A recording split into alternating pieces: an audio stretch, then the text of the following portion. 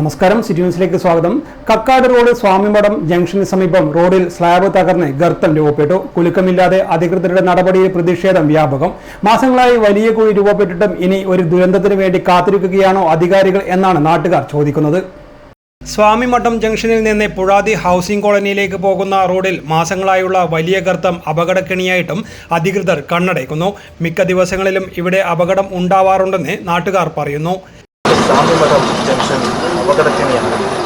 ഈ നാട്ടുകാർ ഇപ്പോൾ മാവേലി മന്നനെ എതിരേറ്റത് പോലും പാതാളമുണ്ടെന്നുള്ള മുന്നറിയിപ്പോട് കൂടിയാണ്. ഇവിടെ എത്ര കാലമായി ഇതിങ്ങനെ? ഇപ്പോൾ ഒരു 3-4 ആഴ്ചയായി ഈ പ്രശ്നം. ആദ്യം ആ റോഡിൻ്റെ ആ ഒരു സ്ലാബ് പൊട്ടിയതാണ് ചെറിയ രീതിയിൽ.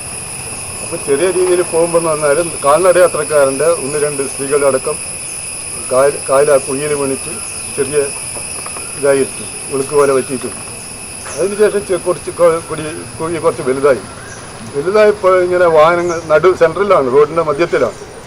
അപ്പോൾ അത് ജനങ്ങളുടെ ശ്രദ്ധയിൽപ്പെട്ട് നമ്മൾ വാഴ വെച്ചിട്ട് പിന്നെ അത് പോയി. പിന്നെ കുഴി വലുതായി വന്നു. അപ്പോഴേ എന്നിട്ട് ഒരു മൈൻഡില്ല.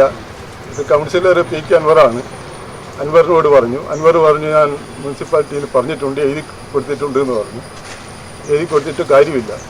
ഈ കുഴിയുടെ തൊട്ടടുത്ത് 25 അടിക്കാണ് കോർപ്പറേഷൻ സെക്രട്ടറിയും അഡീഷണൽ സെക്രട്ടറിയുടെയും ക്വാർട്ടേഴ്സ്. അവരും ദിവസം കാണുന്നതാണ്. എന്നിട്ട് അവരും ഒന്നും ചെയ്യുന്നില്ല. അത് തികഞ്ഞ നിഷ്ക്രിയത്വമാണ് ഈ ഉദ്യോഗസ്ഥ മേധാവികളും ഈ രാഷ്ട്രീയക്കാരും കാണിച്ചിട്ടുള്ളത്. ഇത്ര ഒരു അപകടം. മിനിഞ്ഞാന്ന് ഒരു കാർ ജമ്പ് ചെയ്യുകയായിരുന്നു, വലിയ കാർ. ഭാഗ്യത്തിനൊന്നും പറ്റി. എന്ത് പരാതി കൊടുത്താലും വളരെ ലളിതമായിട്ട് ഇവർ സംസാരിക്കാറുള്ളൂ. ഇതിലും വലുത് നമ്മൾ വേറെ കണ്ടിട്ടില്ലേ എന്നുള്ളൊരു ധാരണയാണ് ഉദ്യോഗസ്ഥന്മാർക്കും ഈ കൗൺസിലർമാർക്കെല്ലാം ഉള്ളത്. ഇതാണ് ഇന്നത്തെ ദുരവസ്ഥ. ദുരവസ്ഥയാണ്. നമ്മളിപ്പോൾ സഹിക്കുക എന്നുള്ള രീതിയിലേക്ക് എത്തി. ഇതാണ് എനിക്ക് പറയാനുള്ളത്. കോർപ്പറേഷൻ സെക്രട്ടറിയുടെ താമസ സ്ഥലത്തിന് തൊട്ടടുത്തായിട്ട് പോലും കോർപ്പറേഷൻ അധികൃതർ ഈ ഗർത്തം നേരെയാക്കുന്നതിന് തയ്യാറായിട്ടില്ല.